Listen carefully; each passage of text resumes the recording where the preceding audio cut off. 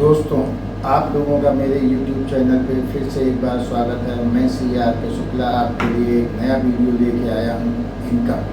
अभी तक मैंने जो वीडियोस आपको दिए उन वीडियोस में जो भी आपसे पूछा जाएगा वो शॉर्ट फॉर्म में हो सकता है या डेफिनेशन के फॉर्म में हो सकता है या MCQ के फॉर्म में हो सकता है।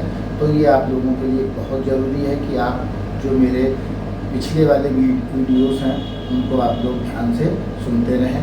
आज मैं आप लोगों को इनकम के बारे में बताऊंगा। Income is defined in section 2 subsection 24 of income tax act 1961।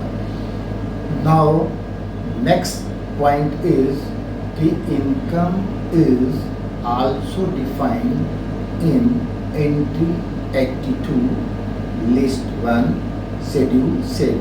It means Entry 82 List 1 and Schedule 7 of the Constitution impars to tax the income other than agricultural income. It means agricultural income will not be taxable. Clear?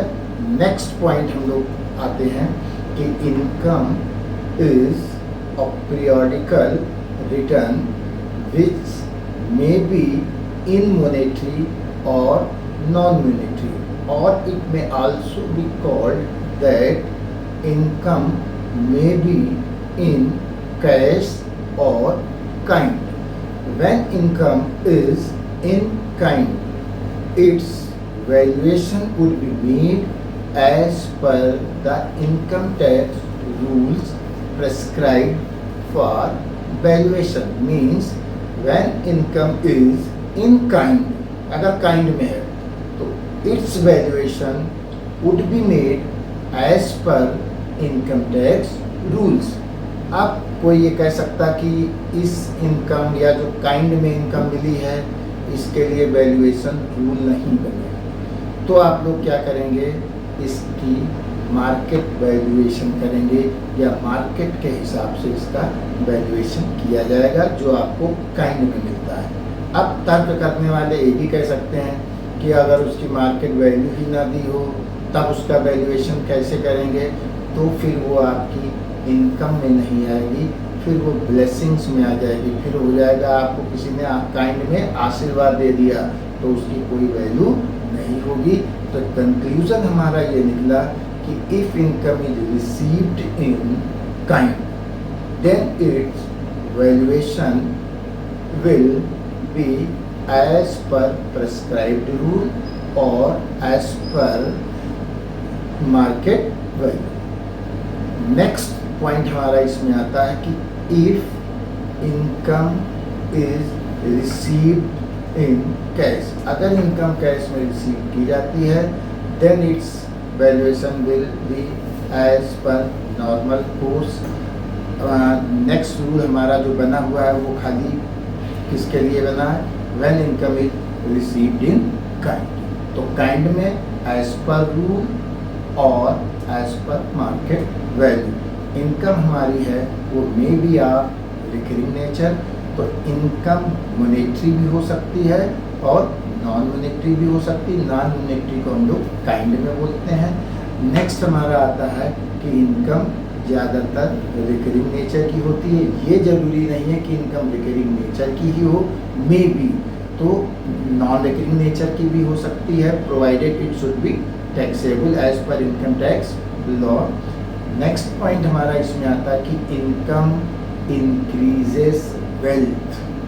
Point to be noted, income increases wealth. Wealth means economic resources. Income हमारी क्या करती है, wealth को बढ़ाती है, वहीं losses जो होती हैं वो वेल्थ को कम करती है। नेक्स्ट अब एक प्रॉब्लम एराइज होती है कि if there is any illegal income whether it will be taxable. Yes, illegal income will also be taxable. Again illegal income will also be taxable. Illegal income may be from prohibited activities which are not generally accepted. Next है हमारा disputed title.